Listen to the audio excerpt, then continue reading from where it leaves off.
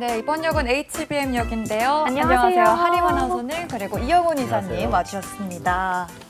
한 주 동안 잘 지내셨죠? 네, 잘 지냈습니다. 네, 저희가 오늘 또 이야기 나눠볼 역이 HBM인데요. 반도체 관련주 일단 대장주들은 지금 부진한 상황이기는 하지만 엔비디아에 대한 기대감 얘기로 이 역을 시작해봐야 될 것 같아요. 네네네. 실적 발표를 또 앞두고 있기는 한데 오늘 엔비디아 기대감이 좀 불어오면서 한미반도체 이수페타시스가 강한 흐름 보여줬고요. 특히 한미반도체가 신고가를 경신했다고 하더라고요. 예. 이 배경부터 설명해 주시죠. 오늘 기사가 하나 난 게 있었는데 네. 엔비디아가 칩을 올해 55만 개를 공급할 수 있을 거다라는 기사를 냈습니다. 네. 엔비디아가 지금 사실은 이제 모든 그 생성형 AI를 지금 이제 만드는 업체들의 요구를 좀 부응을 못할 정도로 쇼티지가 나 있는 상태거든요.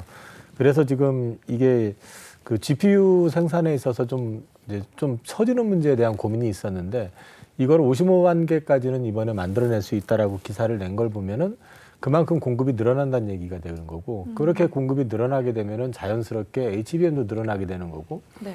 또 이제 HBM이 늘어나게 되면은 이제 그거를 만드는 데 있어서 필수 장비가 되는 이제 한미 반도체라든지 이런 회사들에 대한 어떤 수요도 당연히 늘어날 거라는 기대감이 반영이 돼가지고 주가가 급등을 했고요.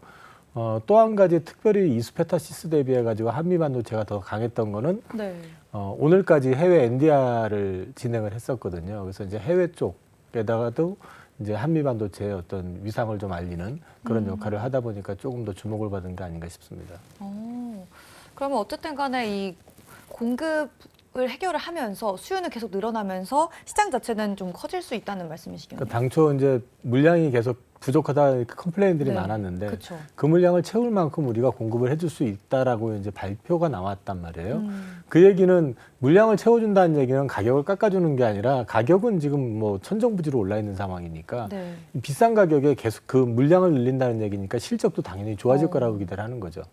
그게 이제 HBM은 GPU 칩이 나오게 되면 거기에 기본적으로 4개가 탑재가 되니까 네. 늘어나는 수만큼 또 더 늘어나게 되는 거고 그런 거에 대한 기대 효과인데 그렇게 따지니까 삼성전자하고 하이닉스를 비교해 보면 엔비디아 쪽으로 HBM 칩을 납품하는 데는 하이닉스거든요. 현재는. 네, 그렇죠. 오늘 보시면은 하이닉스는 올랐고 삼성전자는 삼성전자는 네, 이렇게 보여지는 게 이제 또 그런 것도 있는 거죠. 근데 또 삼성전자 같은 경우에는 이 HBM의 공급 본격화한다는 기사가 또 있더라고요. 그래서 이거에 대한 영향으로 한미 반도체가 오른 건 아닌 거인 거죠, 그러면? 그거는 아니고요. 네. 이제 한미 반도체는 현재 좀 그 벤더로 따지면은 하이닉스 양이고요.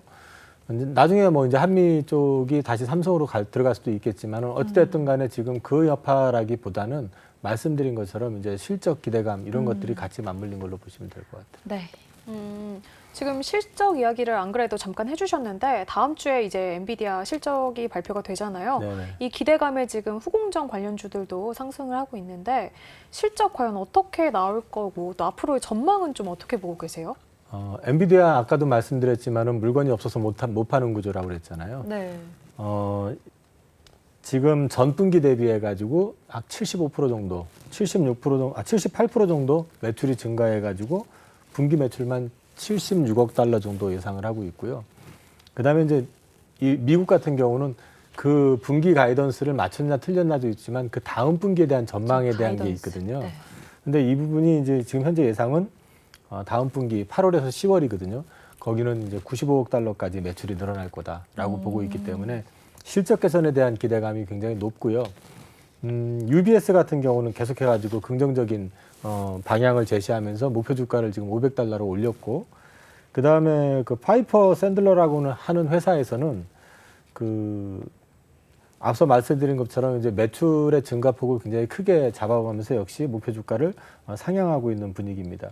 그리고 지금 최근에 보면은 중국에 대해서 수출 규제 이슈가 좀 있잖아요. 네네. 특히 반도체 쪽 수출 규제 이슈가 있는데 이 엔비디아 H백은 물론이고 A백까지 최근에 건드리려고 해가지고 중국 업체에서는 이거에 대해서 이제 급하게 오더를 넣어가지고 끌어당기는 그런 수요가 있기 때문에 단기적으로는 오히려 좀 수요가 더 늘어날 수도 있다. 그런 맥락에서 보면은 실적은 굉장히 좋아질 수 있을 것 같고요. 네. 지금 시장에서 아직은 인식을 못하고 있는 거 하나가 자율주행과 관련된 칩을 여기서 지금 메르세데스 벤츠랑 그다음에 그 랜드로버 제규어, 타다 이런 회사들하고 같이 조인트해가지고 지금 개발을 하는데 이쪽에서도 매출이 한 24년부터는 본격적으로 나올 거라고 보고 있기 때문에 엔비디아에 대해서는 좀 긍정적인 시각이 많습니다. 근데 엔비디아 그 반도체가 자율주행 시스템에도 들어간다는 이야기인가요? 칩이죠. 네, 아. 칩이니까. 되게 AI 뭐 생성형 AI 이쪽하고만 연관이 있을 줄 알았는데 좀 자율주행 시스템까지 연관성이 있다고 하니까 또 엔비디아의 성장성이 좀 기대가 되는 것 같고요. 앞으로 실적을 좀 계속 보면 좋을 것 같습니다. 또 최근에 엔비디아는 슈퍼 GPU라는 거를 공개를 했다고 하는데요. 일단은 엔비디아의 이 GPU 시장에서의 독점 체제 어떻게 유지할 수 있을지 아니면 대항하는 기업들이 나타날 수 있을지 궁금해요. 이게 딜레마가 네. 엔비디아가 일단 먼저 길을 개척을 해놨잖아요. 개척을 하면서 얘네들이 잘한 게 하나가 있는 게 뭐냐면은 그 라이브러리라든지 AI를 개발하기 위한 프레임워커나 라이브러리 각종 도구를 있잖아요. 엔비디아에서 직접 GPU 전용으로 자기네가 만들어 놓은 게 있어요. 그래서 보통 개발자들이 보통 거기에 익숙해져 가지고 또 이제 편리하게끔 여기서 그 예를 들어 가지고 그 딥러닝 모델을 갖다가 이제 활성화시키고 여기서 이제 돌릴 수 있게끔 하는 데 있어서 가장 빠르게 돌릴 수 있게끔 제공을 해주다 보니까 이 개발자들이 다른 거를 쓰는 것보다는 여기에 쓰는 게 익숙해져 있다는 그런 이제 가장 큰 장벽이죠, 이게. 그럼 개발자 입장에서는 그거를 돌리려고 그러면 뭔가 편의성이 있거나 어떤 메리트가 주어져야지 그쵸. 다른 걸로 아직 익숙하던 거에 뻔히 있는데 갑자기 다른 걸로 만들어내기가 쉽지 않잖아요.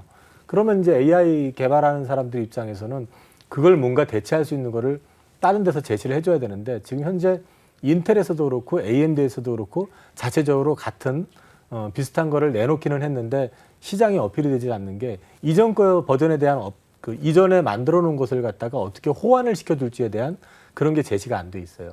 이게 가장 큰 장벽인 것 같거든요. 실제로 대체를 하겠다고 지금 나서고 있는 데는 많습니다. 앞서도 말씀드렸지만 AMD 그다음에 아마존 그 웹 서비스 같은 경우도 네. 실제로는 얘네들 걸 쓰면서 자체적인 걸 좀 돌리려고 지금 하고 있고 돌리고 있는데 이게 생각처럼 안 커지는 이유가 바로 말씀드렸던 것처럼 개발자들의 편의성 이런 부분을 갖다가 얘네들이 장악을 하고 있기 때문에 네. 그거를 과연 극복할 수 있을지는 좀 지켜봐야 될 것 같아요. 그럼 엔비디아가 좀 그 개발자들한테 편하게 만들었다는 말씀이신 거죠? 익숙하잖아요. 제일 먼저 그걸 만들었는데 자기 GPU 칩 전용으로 해가지고 이런 거를 먼저 관련돼 있는 부분들을 갖다가 개발자들한테 교육을 시키고 그게 단순히 교육만 된 게 아니라 만드는데 아주 쉽게 만들 수 있게끔 편의성을 제공을 해주니까 익숙해져 있는 사람들한테서는 갑자기 뭐를 똑같이 생성형 AI를 머신을 하나 만들어라고 했을 때 굳이 다른 걸 돌아서 만드는 것보단 이게 훨씬 쉽다는 거죠. 네. 이 HBM 수요가 그러면은 계속해서 증가할 수밖에 없을 것 같은데 우리나라에서 이 수혜주로 꼽히는 게 지금 저희가 계속 이야기했던 삼성전자 그리고 SK 하이닉스가 있지 않습니까? 이론대로라면은 이 기업들의 수익성이 막 좋아져야 되는데 사실은 지금 개선이 막 그렇게 빠르게 되고 있지가 않잖아요. 이것 때문에 좀 고민하시는 분들도 많은 것 같은데 과연 이 기업들의 실적 회복 시기는 그럼 도대체 언제쯤일까요? 사실 지금도 물량 기준으로 금액이 아니라 물량 기준으로는 D램 시장 내에서 10%가 안 돼요. HBM이. 굉장히 작은 포션이거든요. 근데 이게 비싸요. 그래서 이걸 금액으로 환산을 하면 지금 한 15에서 20%? 요게 이제 내년 가면 30% 되고 몇 년 뒤면 50%를 넘어갈 거라고 얘기는 하지만 현재는 지금 그 정도밖에 되지 않는 캐파기 때문에 워낙에 D램 가격이 지금 급락을 해 있고 낸드 가격이 급락을 해 있는 상태이기 때문에 적자를 보면서 팔고 있잖아요. 네. 그러니까 지금 HBM이 하는 역할은 뭐냐면 그 적자 폭을 좀 줄여주는 역할이지 이게 바로 흑자로 돌아설 정도 그 정도는 아니라는 거죠. 근데 이제 오늘 기사로도 나온 게 있는데 하이닉스 같은 경우는 2분기 말 기준으로 재고가 처음으로 줄었답니다. 삼성전자는 재고가 줄진 않았는데 네. 재고 증가율 자체가 이제 현저하게 꺾였고 특히 이번에 이제 기사에 나온 게 뭐냐면 그 P1이라고 하는 그 낸드 라인 하나를 완전히 스탑시키는 네. 그 기사가 나왔었거든요. 네. 그 얘기는 감산을 더 적극적으로 하겠다는 얘기거든요. 네. 그리고 어저께에도 또 기사가 나왔는데 낸드를 더 이상 할인해서 안 팔겠다. 그 얘기는 이제 가격을 올릴 생각을 갖고 있다는 얘기거든요. 그리고 지금 트렌드포스라든지 이런 쪽 이제 디램 익스체인지 같은 경우 보면 3분기 말, 4분기 초 되면은 수요와 공급이 반도체에 대해서 역전이 된다. 다시 말해서 그동안에는 공급이 많았는데 이제 수요가 이제 많아지는 그런 구조가 되기 때문에 4분기부터는 고정 거래 가격이 올라갈 거라고들 보고 있거든요. 그리고 증권사 리포트에 오늘 나온 걸 하나 보면은 네. 3분기 영업이익이 삼성전자 기준으로 한 2조 6천억, 7천억 정도를 예상을 합니다. 지난 분기하고 지지난 분기 삼성전자 영업이익 얼마인지 혹시 기억하십니까? 적자가 나지 않았나요? 얼마였는지는 정확히 모르겠어요. 1조가 안 됐었죠. 그러면 훨씬 6천억 나왔었거든요. 근데 지금 이번에 나온 거 보니까 2조 5천억 정도 그 근처를 얘기하는 얘기는 돌아선다는 얘기거든요. 네. 돌아서는데 이제 그렇게 생각하시면 좀 될 것 같아요. 배가 작은 배를 돌릴 때는 이게 막 열심히 노져오면 돌아가잖아요. 금방 돌아가죠. 항공모원 돌릴 때는 이게 돌아가려면 이게 한 번 이렇게 훨씬 그죠? 오래 걸리잖아요. 네, 오래 걸리잖아요. 네. 아무래도. 그래야지 안전하게 돌지 아. 급하게 돌리면 뒤집어지잖아요. 또. 맞아요. 그러니까 삼성전자나 하이닉스라고 하는 그 큰 기업이 방향을 전환을 하는데 너무 그냥 그 조그만 주식들처럼 확 돌아서 가지고 가는 것 이렇게 기대하시면 안 되고요. 일단 3분기부터는 어쨌든 실적으로도 돌아서고 반도체 업황으로도 좀 바닥을 찍고 돌아서는 분위기가 있다. 그리고 한 가지 제가 내년에 되게 좋게 보는 그 이유가 뭐냐면 네. 이 HBM 있잖아요. 이 HBM을 생산을 하게 됨에 따라서 캐파가 줄어드는 게 왜냐하면 그걸 생산을 하기 위해서 일부 공정을 바꿔야 되기 때문에 줄어드는 게 한 15에서 20% 물량이 준대요. 반도체 D램 쪽에서. 이걸 DDR5나 4를 생산하기 하던 공정을 이걸 일부 쪽 이쪽으로 돌리게 되면 그만큼 줄잖아요. 그게 한 15에서 20%. 근데 DDR4에서 지금 DDR5로 넘어가잖아요. 이것도 원판 크기 자체가 DDR5가 더 커요. 네. 그래서 이것도 한 10에서 15% 정도가 줍니다. 그 얘기는 무슨 얘기냐면 똑같이 그냥 더 이상 만약에 증설을 안 하고 간다 그러면 내년에 최소 30% 정도 감산 효과가 나온다는 얘기죠. 그럼 생산이 줄는데 사겠다는 사람들이 많아지면 네. 가격은 올라가는 거잖아요. 그렇죠. 그래서 올 하반기 고생하시면 내년 1분기, 2분기, 3분기 가면서 더 좋아질 거다. 계속 좋아질 거다라는 게 제 얘기가 아니고 디램 익스체인지 네. 그다음에 덱스라고 하는 조사기관에서 발표한 내용입니다. 그럼 지금 SK 하이닉스와 삼성전자는 천천히 지금 배를 돌려가고 있는 네네. 시기라는 게 좀 이해가 정말 잘 된 것 같고요.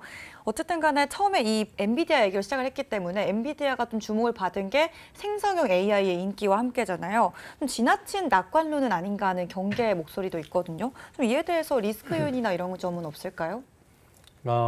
저는 이전에 한번 말씀드렸나 모르겠는데 메타버스 같은 경우는 제가 이해를 못 해가지고 네. 공부하고 나니까 주가 올랐다 그냥 끝났더라고요. 그러니까 얼마나 제가 둔한 사람이냐면은 주가 올랐다 끝이 났는데 그 오름폭이 10배까지 오른 주식도 있었는데 네. 공부하면서 이해를 못 하니까 계속 유튜브 보고 책 사서 보고 막 이렇게 했는데 10배 오르다가 다시 떨어졌더라고요. 근데 이 AI 같은 경우는 저는 이거는 산업을 바꿀 수 있고 시장이 형성이 되고 그다음에 앞으로 우리 그 인류가 살아가는 데 있어서 반드시 옆에 있게 될 수밖에 없는 그런 새로운 산업이 될 수 있다라고 저는 보고 있기 때문에 이 산업의 어떤 성장에 대한 위험은 저는 크지 않다고 봅니다. 그런데 한 가지 조심하셔야 되는 거는 뭐냐면 그렇다고 해가지고 막 그 브레이크 없는 전차처럼 막 달리게 되면은 항상 오버하는 경우가 있잖아요. 그렇죠. 오버해서 달리다 보면은 왜 그 만화 가끔 옛날 만화 보면은 네. 막 그 토끼 한 마리가 열심히 뛰었는데 더 안 가고 막 그 허공에서 헛발질하고 밑을 내려보니까 절벽이고 해서 뚝 떨어지는 경우들이 가끔 있잖아요. 그런 거 못 보셨나요? 죄송합니다. 이게 세대 차이인데 보면은 이제 뭐에 쫓기면서 그 앞을 보지 않고 뒤를 쳐다보면서 약 올리면서 막 달리다가 네. 절벽 위에서 딱 서야 되는데 절벽인지도 모르고 계속 그냥 달린 거죠. 만화니까 그런 거죠. 근데 이제 거기서 보통 뚝 떨어지는데 이제 만화니까 거기 서가지고 열심히 막 뛰는데 제자리 뛰게 하고 있고 이상해가지고 내려보니까 밑에가 아무것도 없는 뚝 떨어진다는 얘기죠. 이게 무슨 얘기냐면은 성장을 하고 앞으로 계속 좋아지는 건 분명한데 그거에 대해서 지나치게 흥분을 해가지고 마구잡이로 밀어붙여버리면 오버슈팅을 해버리게 되면 그 후유증 때문에 이제 거기서 또 충격을 받고 이제 한번 툭 떨어졌다가 다시 올라가고 하기 때문에 주식 시장에서는 산업의 성장은 이렇게 올라갈 수 있어도 주식 시장에서는 주가가 이렇게 가는 것보다는 이렇게 간다는 거죠. 그러니까 오버하는 거를 좀 주의하면서 가셔야 된다는 거죠. 최근에도 2차 전지 주식들 숏 스퀴즈 때문에 주가가 갑자기 그 시가총액 몇십 조짜리가 뭐 20% 30% 쫙 근처까지 올라갔다가 네. 쭉 빠진 날이 있었잖아요. 네. 이게 사실 다 오버슈팅이라는 건 알고 있거든요. 그러니까 그런 거에 너무 흥분하실 게 아니라 이 산업의 성장을 놓고 보신다 그러면은 편안한 구간에서 좀 사놓고 기다리시는 전략이 더 나을 수도 있다. 네, 그렇게 말씀드리겠습니다. 네, 잘 들어봤습니다. 저는 좀 궁금한 게요. 이 후공정 관련주들은 움직임이 괜찮은데 상대적으로 전공정 관련주들은 좀 아직까지 좀 소외된 상태이지 않습니까? 그럼 이런 전공정 관련주들은 좀 어떻게 앞으로 모멘텀이 있을지 전망을 좀 어떻게 보시는지도 궁금한데요. 이게 이제 전공정 쪽은 말 그대로 이제 캐펙스 투자가 본격적으로 좀 일어나야 되는, 그러니까 설비 투자에 대한 붐이 일어나야 되고 증설의 붐이 일어나야 되는데 네. 지금 이제 경기가 그렇게 되려면 좋아져야 돼요. 그래서 이제 소위 말해서 IT 쪽이 굉장히 좋아지면서 스마트폰도 좋아지고 이제 내년에 나오는 XR 기기 그 비전 프로 네. 이게 또 나오면서 그 다음에 안드로이드 쪽에 삼성도 우리도 내놓겠다 했는데 보급형 나와가지고 이게 막 몇 천만 대 터지고 막 이렇게 되면 좋아지는데 그러기 전에는 이게 급하게 투자를 하거나 그럴 유인이 많지 않을 거라고 보면 전공정 쪽의 어떤 투자의 붐이 당장에 나올 것 같지는 않습니다. 지금 후공정이 좋은 거는 결국 HBM 때문이고요. 그렇죠. 예, 그런 이제 미세공정, 그다음에 이제 이런 부분들을 조정하면서 계속해가지고 좋아지는 부분이기 때문에 현재도 그렇지만은 앞으로 당분간도 그쪽으로 좀 나가면서 경기가 진짜 IT 붐이 한번 일어난다는 조짐이 보이면 업체 쪽에서 먼저 선주부인이 자꾸 들어오게 되고 그 분위기를 파악을 해서 야 그럼 우리가 이쪽에 대해서 이만큼 증설을 해야겠다라는 계획이 나올 거란 말이에요. 그러면 그때 투자하셔도 전공정은 늦지 않습니다. 너무 바닥에서 사실 생각하시지 마시고. 네. 네, 알겠습니다. 저희가 오늘 반도체 HBM에 대한 이야기 다양하게 나눠봤는데요. 그렇다면 이 반도체 관련주에 대해서 어떤 투자 전략을 가지고 이제 3분기, 4분기 앞으로 임하는 게 좋을까요? 말씀드린 것처럼 반도체 쪽 그 흐름 자체로 놓고 보면은 수요와 공급이 역전이 되는 게 디램 익스체인지도 그렇고 그 다음에 트렌드포스도 그렇고 또 덱스라고 하는 조사기관에서도 3분기 말부터는 수요 공급이 역전될 거다. 그 다음에 고정거래 가격이 4분기부터는 오르기 시작할 거다. 그리고 앞서 말씀드린 것처럼 DDR4에서 5로만 전환이 돼도 일단 감산 효과가 10% 이상 나오고 그 다음에 HBM 쪽이 강화가 되면 거기서 또 추가 한 10에서 15%가 나온다고 하면은 추가 증설을 안 했다는 전자에서 보면은 자연스러운 감산이 한 20, 30% 이상이 나온다는 얘기잖아요. 그러면 추가 증설을 하더라도 제한적으로 하게 되면 앞으로 계속해가지고 내년부터는 반도체 가격이 꾸준히 오를 수 있다라는 측면에서 놓고 보시면 삼성전자 하이닉스 같은 경우는 지금 주가에서부터 눌릴 때마다 조금씩 담아 놓으시는 것도 나쁘진 않을 것 같고 후공정 쪽은 이제 한 가지 아셔야 되는 게 오늘 한미반도체가 급등을 하기는 했는데 네. 앞으로 이건 앞서 말씀드렸잖아요. 성장에 대한 그림은 명확한데 이게 너무 또 지나치게 달리다 보면 어느 순간에 유의해라. 예, 그럴 수가 있기 때문에 네. 항상 밸류에 대한 부분은 체크하시면서 후공정 업체들 가운데서 상대적으로 밸류가 좀 저렴한 쪽, 덜 올라 있는 쪽 그런 걸 또 따로 보시는 것도 괜찮을 것 같습니다. 네, 반도체 대장주는 보유하는 전략을 이야기해 주셨고 눌릴 때마다 좀 매수하는 것도 이야기해 주셨고요. 그래도 밸류에이션 부담이 높은 종목보다는 그렇지 않은 후공정 관련주들 주목해 보자고 이야기해 주셨습니다. 네, 이영훈 이사님과 함께 HBM역에서 이야기 나눠봤고요. 저희는 먼저 퇴근해 보시죠. 하리 아나운서 부탁드립니다. 네, 조심히 들어가세요. 다음 주에 또 뵙겠습니다. 이로운 경제 채널 EBC